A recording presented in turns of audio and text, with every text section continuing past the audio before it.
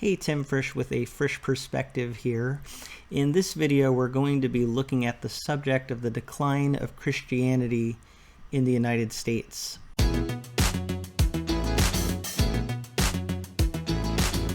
Before we get started with this topic, make sure that you subscribe to this channel and hit the bell notification if you would like to receive more analysis, reviews, and fun from a Christian nerd's point of view. So what we're going to be looking at here is an article from the New York Post.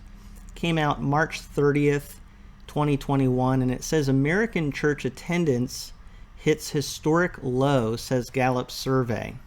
The article says for the first time in 8 decades, less than half of U.S. adults belong to a church, synagogue, or mosque. American church bells aren't ringing so much as they are tolling, a new survey has found. For the first time in 80 years, Gallup has found that less than half of United States adults belong to a church, synagogue, or mosque. Americans' membership in houses of worship continued to decline last year, dropping below 50% for the first time in Gallup's 8-decade trend, Gallup reported on a Monday post. U.S. church membership was 73% when Gallup first measured it in 1937, and remained near 70% for the next 6 decades before beginning a steady decline around the turn of the 21st century. Membership numbers dropped to 50% by 2018, and last year slipped to 47%. The decline in membership is due to not only a decline in religious Americans belonging to a church, but also an increase in Americans who do not follow a religion at all, according to Gallup. Over the past 2 decades, the percentage of Americans who do not identify with any religion has grown from 8% in 1998 to 2000 to 13% in 2008 to 2010, and 21% over the past 3 years, the report added. The trend is likely to continue, with Gallup noting that church membership is strongly correlated with age. While 66% of Americans born before 1946 belong to a church, only 58% of baby boomers do. Meanwhile, membership for Generation X is 50% and just 36% for millennials. Available data on adult members of Generation Z appear to mirror millennial rates of religiosity. So what this is all clearly showing is that from generation to generation, we are seeing a decline in church membership and affiliation with Christianity. The article goes on, the decline rates are similar but slightly steeper in Catholics than Protestants, but proportionately smaller among conservatives, Republicans, married adults, college graduates, Southerners, and non-Hispanic Black adults, all of whom maintain some of the highest rates of church membership.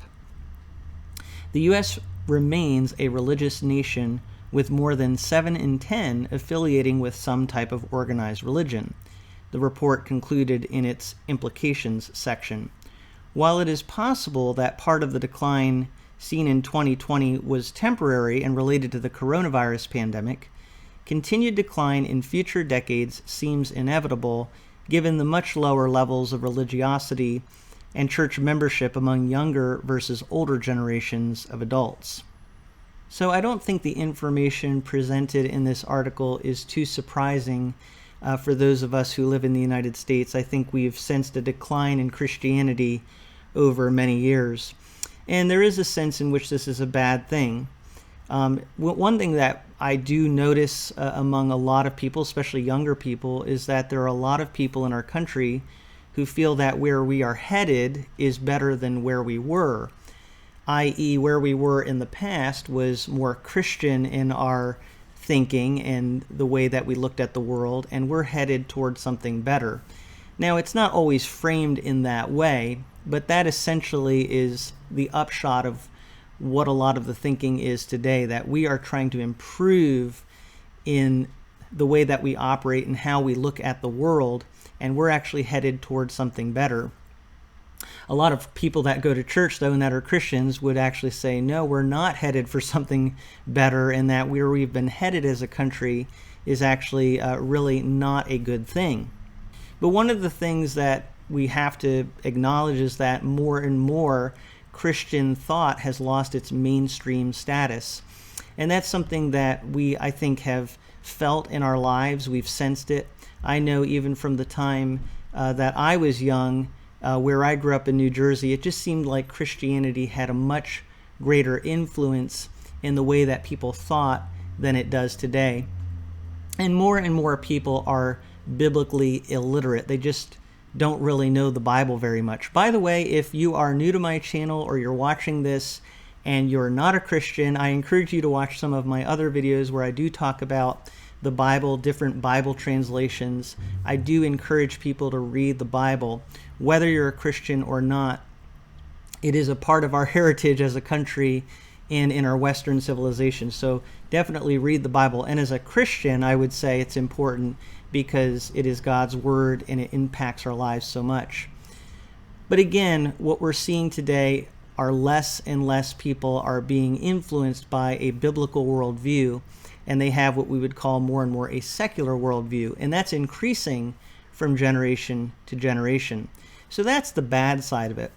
But there is a good side of it, and I would say the good side of it, as discouraging as it can be when we look at where the country is headed and all the changes that have taken place, the good side is to realize that Christianity often is healthiest and thrives in difficult situations.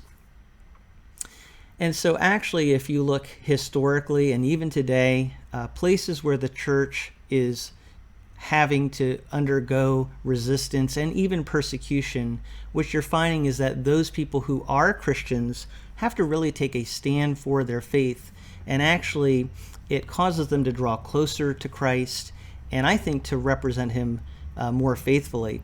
I would draw an analogy really looking back to the first century in the book of Revelation when Jesus is talking to different churches.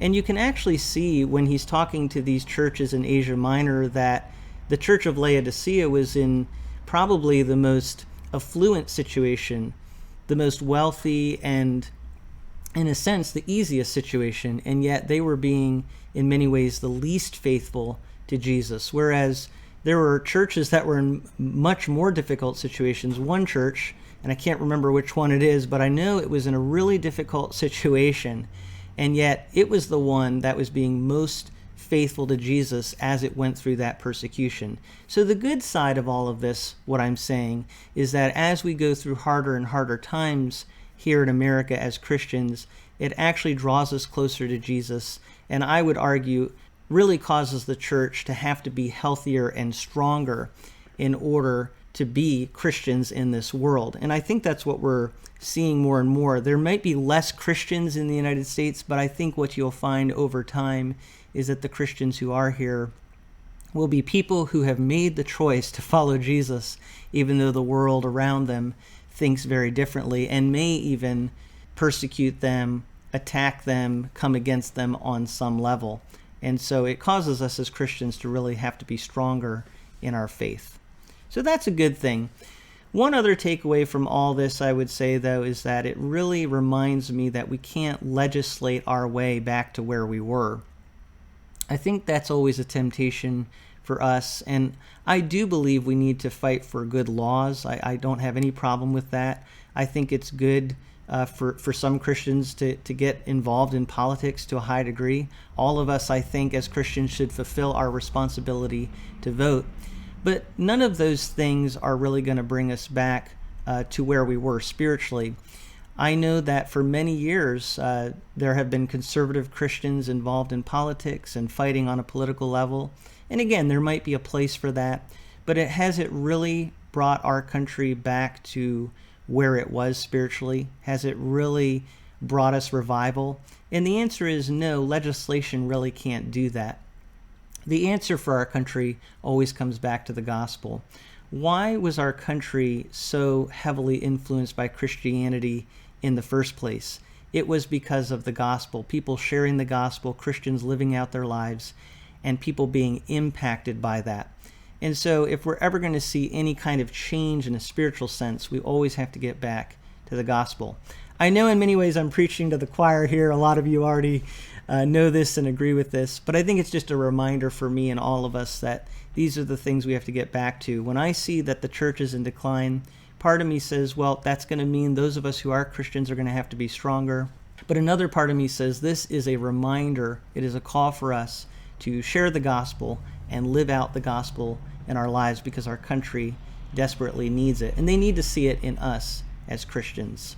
So those are some thoughts I wanted to share with you. I wanted to let you know about this article, and certainly a trend I think all of us were aware of on some level, but this really puts it in terms of the numbers and the statistics. And so I thought it would be interesting and maybe spark some discussion. I would love to hear what you think about all of this in the comments below. I always enjoy reading different comments. Make sure you try to keep your comments constructive and edifying to conversation. But thank you so much for listening to some of what I have to say from a Frisch Perspective.